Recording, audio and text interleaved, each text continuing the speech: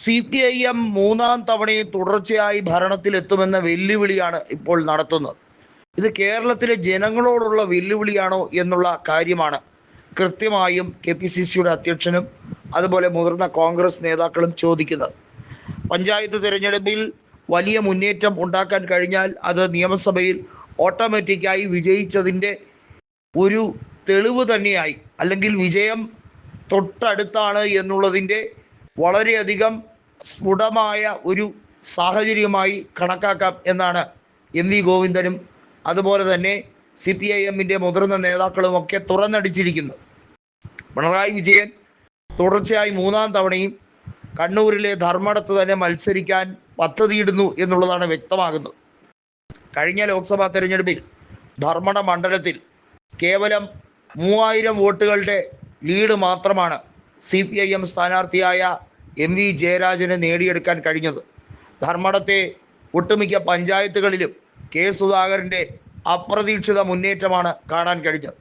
അതുകൊണ്ട് തന്നെ നിയമസഭാ തെരഞ്ഞെടുപ്പിൽ ഇനി ഒരിക്കൽ കൂടി പിണറായി വിജയൻ മത്സരിക്കുകയാണെങ്കിൽ മാത്രം താൻ അദ്ദേഹത്തിനെ എതിർക്കാൻ ധർമ്മടത്ത് തന്നെ മത്സരിക്കും എന്ന് വ്യക്തമാക്കുന്ന രീതിയിലേക്കാണ് സുധാകരൻ്റെ അഭിപ്രായം. ധർമ്മടത്ത് പിണറായി അങ്ങനെ ഒരു ഈസി വാക്ക് ഓവർ നടത്തണ്ട, തോൽപ്പിക്കുന്നെങ്കിൽ തന്നെ തോൽപ്പിച്ച് വീണ്ടും നിയമസഭയിലേക്ക് എത്തട്ടെ, അപ്പോഴറിയാം ഭൂരിപക്ഷം എത്രയായിരിക്കുമെന്ന്.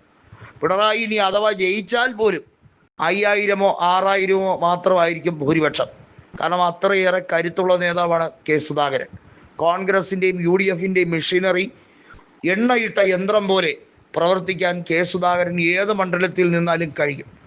അദ്ദേഹം കുടികൊണ്ട മാർക്സിസ്റ്റ് പാർട്ടി ഗ്രാമങ്ങളിൽ മത്സരിച്ചാൽ പോലും അദ്ദേഹത്തിന് കോൺഗ്രസ് ലീഗിൻ്റെ ശക്തമായ പ്രവർത്തനത്തിൽ ഇടതുപക്ഷത്തെ ഞെട്ടിക്കാൻ കഴിയും എന്നുള്ളത് നേരത്തെ പലതവണ തെളിയിച്ചിട്ടുള്ളതുമാണ്. ധർമ്മടത്ത് മാത്രമല്ല, കളിപ്പറമ്പിലും മട്ടന്നൂരിലുമൊക്കെ K സുധാകരൻ അപ്രതീക്ഷിതമായി മുന്നേറ്റം നടത്തിയത് CPIMനെ മൊത്തത്തിൽ അവരുടെ സമനില തന്നെ തെറ്റിക്കുന്ന അവസ്ഥയാണ്. അതുകൊണ്ട് തന്നെയാണ് K സുധാകരൻ വ്യക്തമായി പറഞ്ഞത് താൻ സംസ്ഥാന രാഷ്ട്രീയത്തിലേക്ക് ഇനി നടക്കാൻ താല്പര്യമില്ല, അല്ലെങ്കിൽ മുന്നോട്ട് വരാൻ താല്പര്യമില്ല, അത് മറ്റുള്ളവർ നയിക്കട്ടെ. എന്നാൽ പിണറായി വീണ്ടും മത്സരിക്കുകയാണെങ്കിൽ ഒരു കാരണവശാലും അദ്ദേഹത്തിന് നിയമസഭയിൽ എളുപ്പത്തിൽ ജയിക്കാൻ അനുവദിക്കില്ല. താൻ എതിരായി നിൽക്കും. 2016 ആദ്യമായി പിണറായി മുഖ്യമന്ത്രിയാകുന്ന അന്ന് മമ്പറം ദിവാകരനെയാണ് ധർമ്മടത്ത് തോൽപ്പിച്ചത് 36,905 വോട്ടുകൾക്ക്. കഴിഞ്ഞ തവണ C രഘുനാഥ് എന്ന കോൺഗ്രസ് നേതാവിനെയാണ് തോൽപ്പിച്ചത്. ഇപ്പോൾ C രഘുനാഥ് BJPയുടെ കൂടെയാണ്.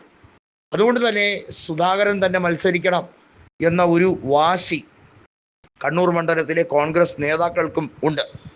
കണ്ണൂരിലോ അല്ലെങ്കിൽ മറ്റേത് മണ്ഡലത്തിലോ K സുധാകരൻ മത്സരിച്ചാൽ ജയം ഉറപ്പാണ്.